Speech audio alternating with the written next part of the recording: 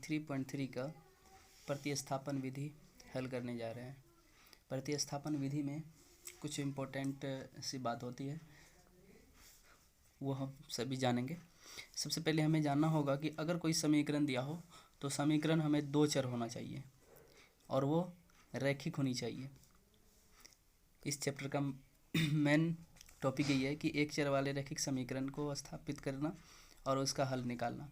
अगर इसी समीकरण को भिन्न में दिया रहता है तो उसे हम सबसे पहले इस रूप में लाएंगे, उसके बाद हम हल करेंगे। तो आइए अब इस विधि को समझते हैं, प्रतिस्थापन विधि क्या होता है और ये बनता कैसे है। अगर ये विधि है तो अगर इस तरह से हो तो इस समीकरण को एक नाम दे देंगे और ये दूसरे वाले को दूसरा नाम दे देंगे। मतलब समीकरण फर्स्ट हो गया और सेकंड हो गया। तो हमें करना क्या होता है कि अगर कोई भी मान दिया हो, सबसे पहले किसी एक समीकरण या तो ये दोनों में से किसी एक को लेना है। तो आंसर सबका बराबर आता है, चाहे पहला लें या दूसरा लें। तो हम समीकरण एक को उठाते हैं, समीकरण एक से एक लिख दिए। एक में हमारे पास लिखा हुआ क्या है, x प्लस वाई बराबर 14। तो इसमें हमें क्या करना होता है, एक बार x का मान उठा करके रखना होता है, जो आ गया उस समीकरण अगला माना जाएगा। जो समीकरण बच जाता है उसमें से उसका मान निकाल के दूसरे में, अगर हम एक से ले रहे हैं x का मान बच गया हमारे पास तो दूसरे में रखेंगे, अगर दूसरे से ले रहे हैं तो एक में रखेंगे। ये हमें टॉपिक याद रखनी है। तो हमें करना क्या है, तो x बराबर 14 और ये उधर जाएगा तो माइनस वाई। इस समीकरण को हम नाम दे देंगे 3। यहाँ तक समझ में आ गया। अब आगे बढ़ते हैं।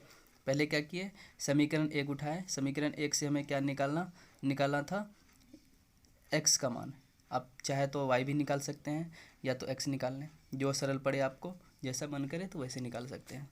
तो हमारे पास 3 आ गया। अब क्या करते हैं, इसे समीकरण को, जो समीकरण हमारे पास 3 आया, समीकरण 3 को समीकरण सेकंड में रखने पर जो x का मान आ गया, अब इसमें से इसको उठा करके इसमें रख देना है। तो सेकंड हमारे पास दिया हुआ था x माइनस वाई बराबर 4।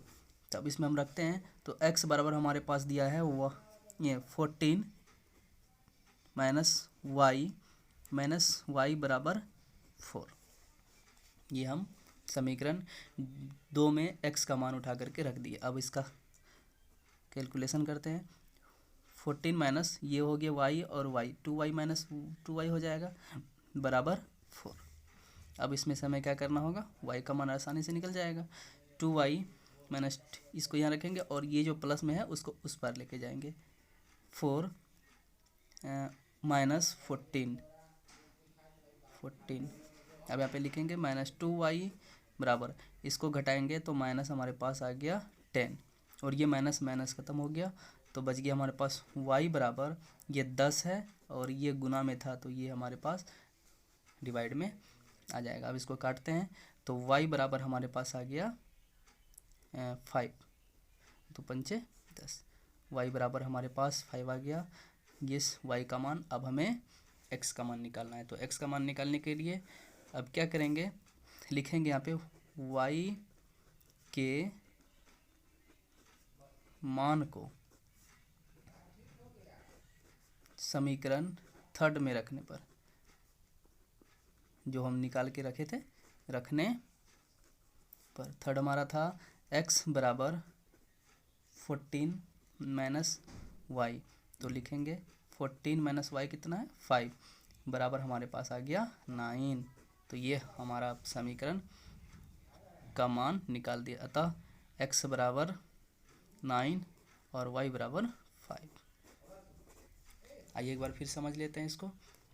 अगर कोई समीकरण हमारे पास दिया हो, एक चर वाला युग्म दिया हो, मतलब एक जोड़ा दिया हो, तो सबसे पहले हमें क्या करना होता है कि या तो समीकरण एक से या तो समीकरण दूसरा से, जो आपका मन करे, पहला में से या तो x का मान निकाल लें, y का निकाल लें। हम यहाँ पे x का मान निकाल लिए, पहला उठाए x का मान निकाल लिए, तो ये इसको इधर लेके चले आए तो ये माइनस वाई बराबर आ गया। ये इसको समीकरण को हम 3 मान रखें,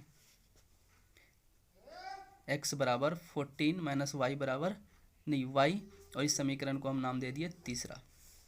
अब क्या करते हैं, ये जो मान आया इसमें से हम जो बच गया था जिसको हम नहीं लिए थे, इस मान को सेकंड में ला करके रख दिए, इसीलिए यहाँ पे लिखा गया समीकरण थर्ड को समीकरण 2 में रखने पर।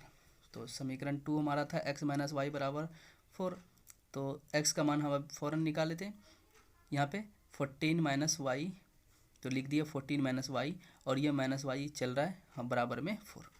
इसको हम क्या किए, माइनस माइनस माइनस ही होता है, और y और y दोनों माइनस है, तो माइनस 2y बराबर 4।